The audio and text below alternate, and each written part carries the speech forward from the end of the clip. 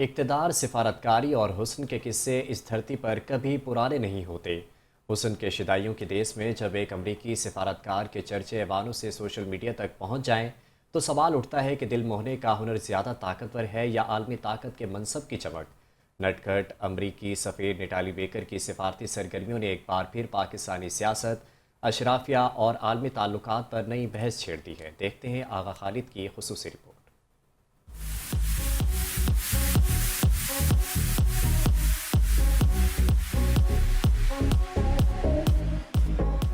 امریکی سفیر نیتالی بیکر کے حسن کے چرچے سوشل میڈیا پر بھی پھیل چکے ہیں۔ وہ پرکشش شخصیت کے ساتھ ایک کامیاب سفارتکار ہیں۔ تخت و تاج کی راہداریوں میں ان کی آنیاں جانیاں، انہیں معلوم ہے کہاں مسکرانا اور کہاں ہاتھ چھڑانا ہے۔ یہ خطہ کامیاب اور ناکام محبت کی دل پذیر کہانیوں سے بھرا پڑا ہے۔ اس خطے کی مٹی حسن و جمال پر فدا ہونے والوں کی تخلیق میں زرخیز ہے، اور ہیر رانجھا، سسی پنو، سوہنی ماہیوال، یوسف خان شہر بانو، آدم خان درخانئی، ہانی اور شہ مرید سڈونت اور سارنگا، ڈھولا اور مارو، لیلا چنیسر کی کہانیوں سے بھری پڑی ہے۔ دنیا میں کوئی اس کا ثانی نہیں رہی۔ صحیح کسر ہمارے مغل بادشاہوں کے رنگین قصوں نے پوری کر دی تھی، مگر عشق کے امتحان ابھی اور بھی ہیں۔ تو سلسلہ جاریہ میں یحییٰ خان سے ہمارے وسیب کے شہزادے مردانہ وجاہت کے شاہکار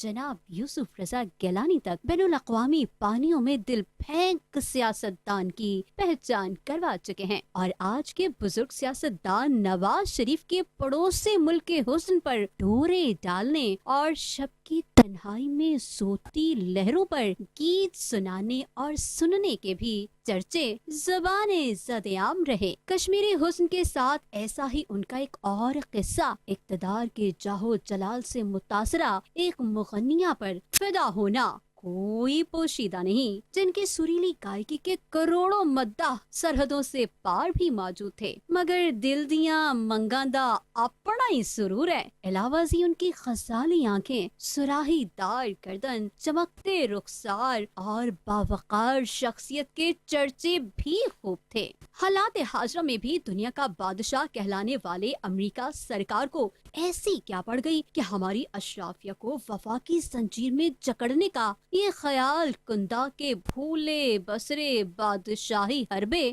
آزمانے کو امریکہ کی ملکہ حسن کو ہمارے دل پھینک معاشرے میں نازل کر دیا۔ جب بھی نیتالی بیکر ہمارے کسی شہزادے سے ملاقات کو جاتی ہیں تو اس کا فخر و انبساط تیتنی ہوتا ہے۔ اس کا تعین ابھی باقی ہے کہ یہ سارا کمال نیتلی کی پرکشش شخصیت کا ہے یا ان کے منصب کی جاہ کا، کیونکہ ہر دور کی حزب اختلاف امریکی سفیر کو ہمارے ہاں وائس رائے کے منصب پر فائز کرتی رہی ہیں، اور شاید آج بھی دل پسیج جاتا ہے بیچارے چینیوں کے ٹپتے ناک کو دیکھ کر۔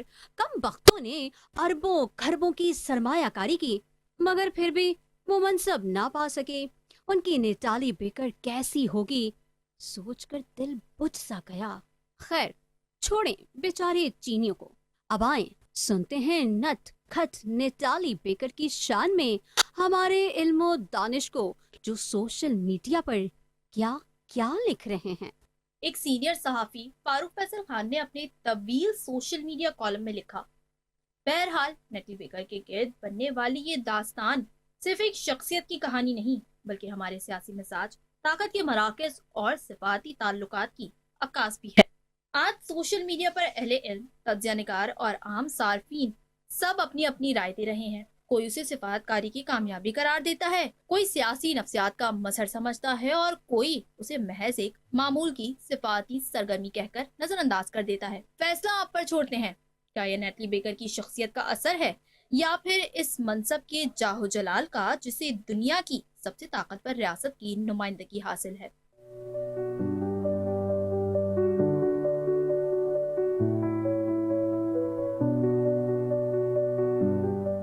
ایک اور سینئر صحافی ثاقب خان نے لکھا، در حقیقت مسئلہ نہ حسن کا ہے، نہ سفارت کا، اور نہ ہی فاصلے کا۔ آپ نے میری شوخی کو حکمت کا جامع پہنا دیا اور ایک صفاتی مسکراہٹ کے ذکر کو انسانی دل کی ازلی کمزوریوں کی داستان بنا دیا۔ میں اعتراف کرتا ہوں کہ آپ نے بات وہاں سے اٹھائی جہاں میرا قلم رک گیا تھا۔ مسئلہ صرف یہ ہے کہ انسان صدیوں سے روشنی کا سیر چلا آ رہا ہے۔ وہ جانتا ہے کہ سورج کو چھوا نہیں جا سکتا، مگر پھر بھی ہر صبح اس کی طرف دیکھتا ہے۔ اسے معلوم ہے کہ چاند اس کی دسترس میں نہیں، مگر وہ پھر بھی اس کے لیے اشعار کہتا ہے۔ شاید اسی لیے بعض اوقات ایک مسکراہٹ اپنی اصل معنویت سے کہیں بڑی ہو جاتی ہے۔ دینے والا اسے محض تہذیب سمجھتا ہے اور لینے والا اسے یادداشت بنا لیتا ہے۔